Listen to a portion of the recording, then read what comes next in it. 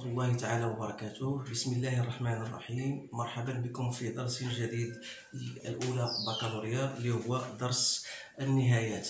وكما لا يخفى عليكم أن الدرس هذا له مهم جدا لأنه له ارتباط بالدرس السابق اللي هو خدمته معكم واللي هو درس اتصال دالة. ولهذا انصحكم بطبيعه الحال خصكم تخدموا بعض التمارين بكثره في هذا المجال، لانها باش تكون عندكم واحد التجربه وتكون عندكم واحد تقنيات او مهارات تساعدكم بطبيعه الحال في حساب النهايات، لان حساب النهايات بطبيعه الحال غادي يمهد لكم الطريق كيف تدرسون كيف تدرسون الاتصال داله. اذا هذا الدرس هذا او هذه الحصه هذه اخصصها بطبيعه الحال لانجاز بعض التمارين التي تصب في هذا الاتجاه. اذا قبل الدخول في خضم الدرس بطبيعه الحال او التمارين لابد الاشاره الى بعض التمهيد اللي هو قلنا او التذكير. قلنا بان ان فونكسيون اف est continue en un point x0, donc il faut montrer bien sûr que la limite de f de x lorsque x tend vers x0 égale à f de x0. Ça, ce sont des choses très essentielles. Donc pour étudier la continuité en x0, on peut l'étudier soit à droite, soit à gauche. Donc il faut savoir chercher la limite de f de x lorsque x tend vers x0 par valeur plus, ou bien on dit x supérieur à x0, et ça doit être égal à la limite de f de x lorsque x tend vers x0 par valeur moins. Donc si je trouve ce résultat-là, je dis que la fonction est continue en x0. Dans le cas contraire, la fonction n'est pas continue. Donc, on a كذلك بأن كل دالة حدودية فهي معرفة أو متصلة على المجال R. دالة على الشكل جذر X فهي متصلة على صفر بش في أي مجال تعريفها. وقلنا كل دالة جذرية أي على شكل P de X sur Q de X فهي معرفة ومتصلة بطبيعة الحال. نقول متصلة على مجال تعريفها. دونك هذه الأشياء لابد خصكم تعرفوها. المهم فيها هو ماذا؟ هو المجال التعريف. خصك كيفاش تحدد المجال التعريف، وهذا هضرنا عليه تكلمنا عليه في الحصة السابقة. إذا سننطلق الآن إلى التمارين اللي هي ستبدأ من الأسهل نحو الصعب بطبيعة الحال. إذا بالنسبة للدالة f de x تساوي 2x plus 1 بالنسبة لx أكبر من جوج، وتساوي f de x تقال x كاري موان 1 في حالة إذا كانت x أصغر أو يساوي جوج. إذا السؤال المطروح هو أدرس اتصال هذه الدالة. إذا سندرس اتصال هذه الدالة في دراسة f أو الدراسة أو الفن اتصال الدالة f في النقطة x0 اللي هي تساوي ماذا؟ تساوي جوج. إذا في هذه الحالة اش خصني ندير؟ خصني نقلب على لا ليميت دو f دو x عندما تؤول x إلى 2، حيث يعني هنا المعنى ديالها هو x أكبر من جوج. إذا خصني نقلب اللي هي ماذا؟ هي الليميت عندما تؤول x إلى 2 بلس ديال اش؟ ديال 2x بلس 1. إذا غنعوض x بجوج، جوج في جوج 4 زائد 1 تساوي 5. بينما لا ليميت دو f دو x عندما تؤول x إلى 2 موان هي لا ليميت عندما تؤول x إلى 2 موان ديال اش؟ ديال x كاري موان زائد. غادي نعوض x بجوج 4 ناقص 1 هي 3. إذا ماذا نلاحظ؟ نلاحظ بأن النهاية ديال الدالة f دو x عندما تؤول x إلى 2 بلس تخالف النهاية ديال f دو x عندما تؤول x إلى 2 موان، وبالتالي أقول بأن الدالة f غير متصلة في النقطة 2. هذا هو طريقه باش نخدموا او باش ندرسوا اتصال داله. اذا تلاحظوا بان اتصال داله يمر بالاساس على حساب نهايات ديال الداله. اذا هادشي اش تكون باش تخدموا مجموعه من التمارين. هذا بطبيعه الحال تمرين سهل وبسيط، غير باش نوريكم المنهجيه او الطريقه باش ندرسوا اتصال داله. اذا لان بعض الاحيان هناك تمارين فيها بعض الدوال التي خص تكون عارف كيفاش تقلب على الليميت، لان فيه دي تريك غادي نوريهم ان شاء الله من بعد. نعطيو دابا ندوزو التمرين الثاني. جي دو اكس ايكال اكس أس 3 ناقص 7 اكس موان 6 سور اكس ناقص 3. بطبيعة الحال اكس يخالف هنا 3، وعندك جي ديال 3 تساوي 20. قال لك ادرس اتصال الداله في النقطه 3. اذا قبل اش خصو ندير؟ عندي هنا جي دو اكس تخالف 3. ما معنى تخالف 3؟ يعني انها اما غتكون اكبر من 3 او اصغر من 3. اذا في هذه الحاله اللي كانت اكس اكبر من 3 غتكون القيمه المطلقه غتكون موجبه. هذا في حاله اذا كانت اكس اكبر من 3، ولكن اذا كانت اكس اصغر من 3 غتكون على الشكل التالي، غتكون هي 3 موان اكس. هذا في حاله اكس اصغر من 3. اذا بطبيعه الحال بالنسبه ل 3 غير معرفه في نقطه 3. اذا نبحث عن لا ليميت دو اف دو اكس عندما تؤول اكس الى 3 بلس. غادي نعوضو اكس ب 3. 3 في 3 9، 9 في 3 شحال هي 27. 7 في 3 21 ناقص 6 سور ماذا؟ اكس موان 3. اذا 27 3 في 3 9، 9 في 3 27، 7 في 3 21. اذا 27 ناقص 6 27 ناقص 21 هي 6. 6 ناقص 6 هي 0 سور 0. اذا هنا شكل غير محدد. اذا ماذا سافعل؟ في حالة كان الشكل غير محدد، إذا خصني نحاول نفكر فيما يسمى بالتعميل. إذا التعميل إذا كنت لاحظت بأن كان عندي ملاحظة غادي نحاول نلقاها بسرعة، ولكن في حالة ما بالنسبة لي هذه خصني ندير ما يسمى بالقسمة الأوكليدية، يعني جو دوا refaire à la division euclidienne. Donc je vais vous la montrer. Donc x voire moins 7 x moins 6, je dois la diviser par x moins 3. Donc, si on rappelle, donc x3, je dois mettre x au carré. X au carré, ça veut dire x3. X au carré, moins 3x carré. Je fais le moins. Donc, ça va me donner 3x au carré moins 7x moins 6. Donc, je dois mettre ici 3x pour aboutir à 3x carré. Donc, ça donne moins 9x. Je fais le moins. Donc, ça veut donner quoi? 9x. Donc ça veut dire 9x moins 7x, ça fait 2x moins 6. Donc je dois mettre ici un 2. Donc 2x moins 6. Donc ça me donne 0. Donc qu'est-ce que je vais dire? Donc je vais dire que g de x n'est autre que x moins 3 fois x au carré plus 3x plus 2 sur x moins 3. C'est pour x supérieur strictement à 3.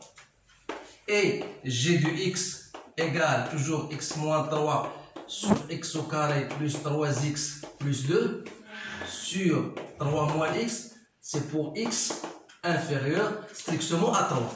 Autrement dit, donc g de x ou bien sera égal à x au carré plus 3x plus 2 في حالة إذا كانت x أصغر أكبر من 3، أو غتكون g de x égale moins x au carré plus 3x plus 2 في حالة إذا كانت x أصغر من 3. إذا إذا عوضت في هذه الحالة لا ليميت دو g de x عندما تؤول x إلى 3 بلس إذا عوضت x بار 3 au carré ça fait 9 9 plus 2 ça fait 20. Donc je dois chercher la limite de f de x de g de x lorsque c'est tend vers 3 moins. Limite de g de x lorsque x tend vers 3 moins. Donc si je remplace par x par 3 moins, ça va me donner moins 20. Donc qu'est-ce que vous remarquez? Que la limite à droite n'est pas égale à la limite à gauche. Et par suite, on dit que la fonction n'est pas continue au point 3. Donc la fonction دالة غير متصلة في النقطة 3. لماذا؟ لأن النهاية عن يمين 3 يخالف نهاية الدالة عن يسار الدالة. إذا لا باش تكون الدالة متصلة خاص يكون النهاية عن اليمين تساوي النهاية عن الشمال ديال الدالة. الآن سننتقل إلى تمرين آخر، كل تمرين يخالف ما قبله. إذا انتباه الآن، racine de x moins 1 sur x au carré moins 3x plus 2. هنا x يخالف بطبيعة الحال 1 و f de 1 قال لك تساوي a. إذا السؤال هو déterminer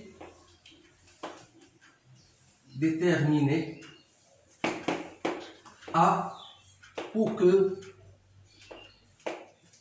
f soit continu en 1. يعني حدد القيمة ديال A باش تكون الدالة متصلة في النقطة 1. إذا دائما باش تكون الدالة متصلة خصنا نقلبوا على لا ليميت de f de x عندما تؤول x إلى 1 بلس ولا 1 موان. إذا إلا عوضنا x بواحد، 1 ناقص 1 1 ناقص 3، إذا هنا الشكل غير محدد. إذا خصنا نبحثوا على طريقة اللي غتمكننا من تحديد هذه النهاية. إذا تلاحظوا بأن بالنسبة لهذه الدالة حدودية، تلاحظوا بأن x au carré moins 3x بلس 2 تقلبوا على الدلتا وتقلبوا على الحلول ديال الداله، غنلقاو بان 1 هو الحل. اذا 1 اش خصني ندير هنا؟ هو غندير اكس بتعطيني اكس كاري، بتعطيني هنا غتعطينا موان 2. نتوما ممكن لكم ديروا الدلتا وتقلبوا على الحلول ديال الداله الحدوديه. اذا غتقول لي اف دو اكس هي الليميت ديالاش؟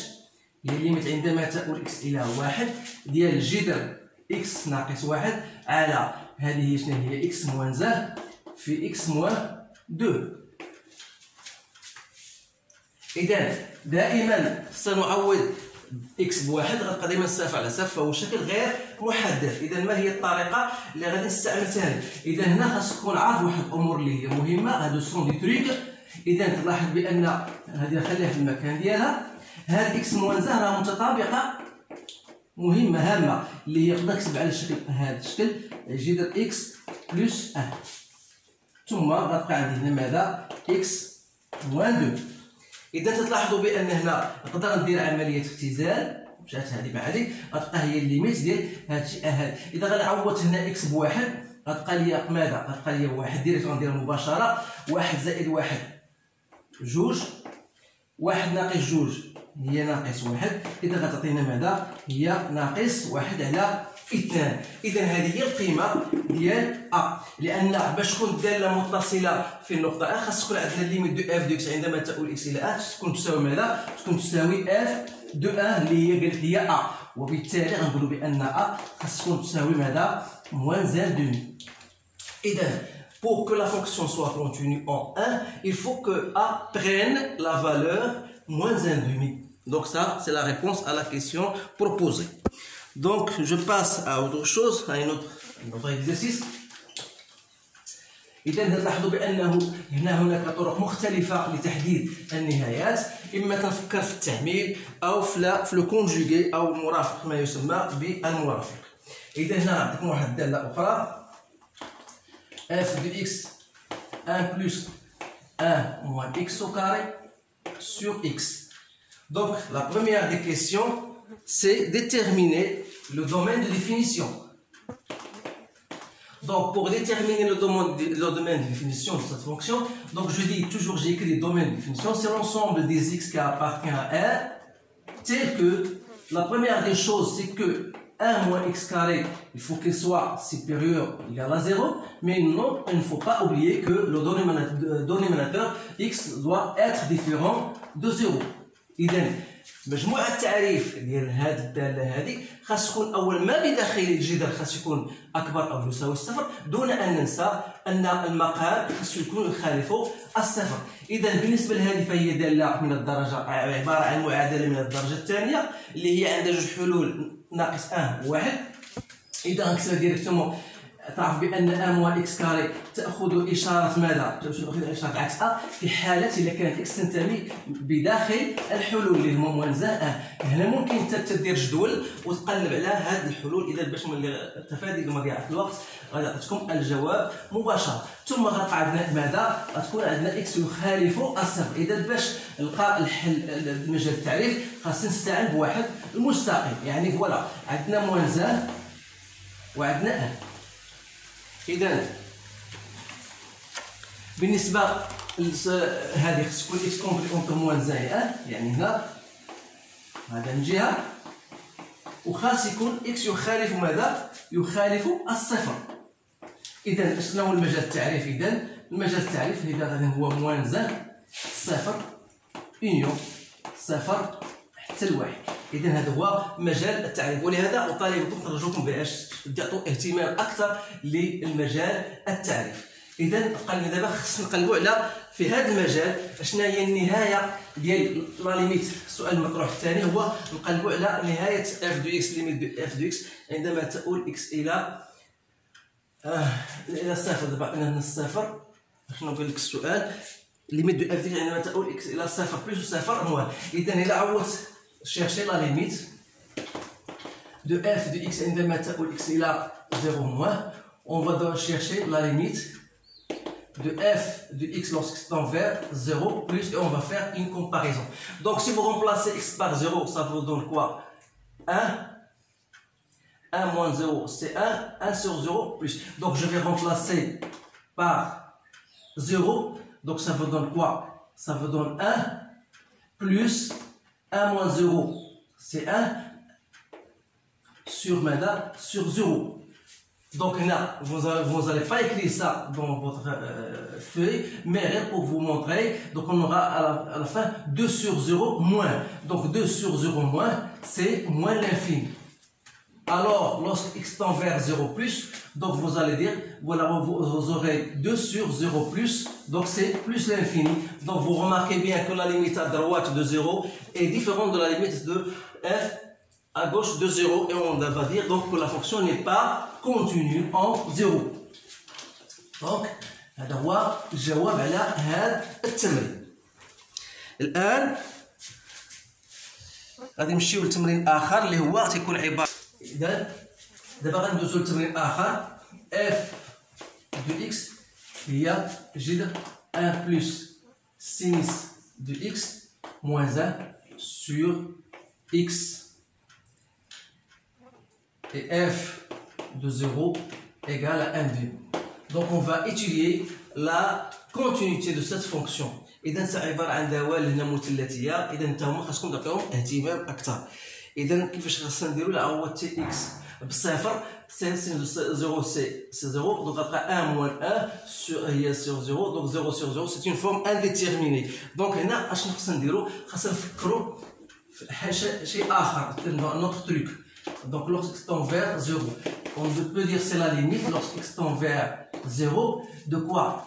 Je peux écrire comme étant il y a 1 plus sinus de x moins 1, je multiplie par son conjugué, c'est-à-dire مرافق ديالها 1 sinus plus 1 sur quoi? Sur x fois jidr 1 plus sinus de x plus 1.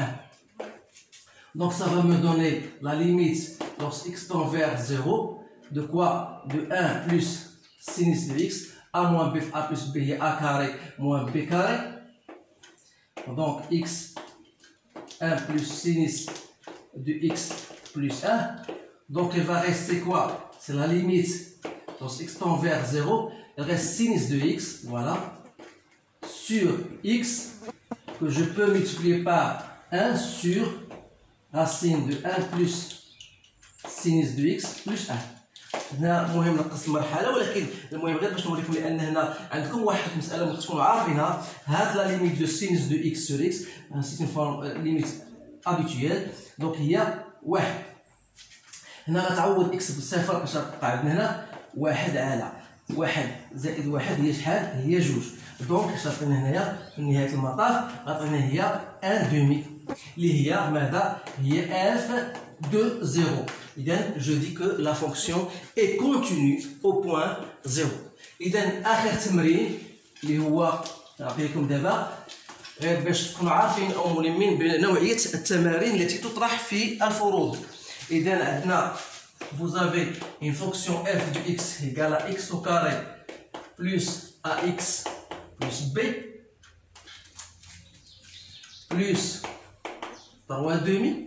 Si x est inférieur à 1, vous avez f de x égale à bx plus 3a plus 3 demi. Si x est compris entre 1 et 2. Et finalement, vous avez f de x égale 5 demi x plus 3 si x est supérieur ou égal à 2. Donc, la question c'est de trouver A ou B pour que la fonction soit continue sur R, bien sûr. إذا هذه عبارة عن دالة حدودية، كذلك بالنسبة لهذه الأمور هذه، إذا فهي دالة متصلة على R. إذا تيبقى المجال كيفاش غنقلب على A ونقلب على B. إذا تطبيقا للدرس ديال الدوال ديال الاتصال خاص تكون عندنا لا ليميت اولا ديال اف دو اكس عندما تؤول اكس الى 1 موان تكون تساوي لا ليميت دو اف دو اكس عندما تؤول اكس الى 1 بلس. هذا معناه ماذا؟ غادي نعوض اكس بواحد، الى عوضت اكس بواحد غتعطيني واحد زائد ا زائد بي زائد 3 دومي خاصها تكون تساوي لا ليميت عندما تكون ا بلس، يعني غنعوض اكس بواحد غتعطيني هنا بي بلس 3 زا بلس 3 دومي. إذا غنحيد بي مع بي غتبقى عندي هنا ماذا؟ 3 دومي كذلك نحيدها غتبقى عندي ماذا؟ 1 بلس تساوي ماذا؟ غندوز ا هي غتعطينا هي 2 زا، وبالتالي ا تساوي 1 دومي. هنا لقيت ا. اش بقى لي دابا؟ بقى لي بي. إذا بالنسبة للاتصال في النقطة جوج، إذا خصها تكون كذلك عندنا لا ليميت de f de x عندما تؤول x إلى 2 موان تكون تساوي لا ليميت de f de x عندما تؤول x إلى 2 بلس بمعنى آخر. إذا لا عوضت x بجوج غتعطينا 2b بلس 3a عفوا 3a بلس 3 دومي خاصها تكون تساوي لا ليميت ديال هذه عندما تؤول x إلى جوج. لا عوضت x بجوج غتعطينا هي 5 بلس 3 هي ماذا؟ هي 8. إذا بمعنى أن 2b غتكون تساوي ماذا؟ 8 موان 3a. دونك 3a هي 3 دومي موان 3 دومي. دونك يعني هي ماذا؟ هي 8 موان دونك موان 6 دومي هي موان 3 موان 3 هي موان 6 سوري. دونك هي ماذا؟ هي 5. وبالتالي b égale quoi؟ égale à 5 demi. إذا نهاية المطاف غنقولوا بأن A لقينا هي 1 دومي و B égale quoi؟ égale à 5 دومي. إذا هذا هو الجواب على هذا السؤال. إذا تنعاود أكرر هنا هذا الدرس ديال النهاية راه هو درس مهم جدا. إذا لابد خاصك il faut travailler plus d'exercices pour avoir un bagage et pour avoir les techniques et les trucs qui vont vous pousser bien sûr à comprendre la continuité ou bien pour étudier la continuité de n'importe quelle fonction. إذا أرجو أن أكون أو استطعت أن نوضح هذه الأمور هذه. ما تنسوناش بطبيعة الحال من التشجيعات ديالكم، عبارة عن التشجيعات ديالكم بطبيعة الحال المشاركة، ولا كان شي تعليق أو شي حاجة ما تدخلوش عليها في هذا المجال. أستودعكم الله والسلام عليكم ورحمة الله تعالى وبركاته.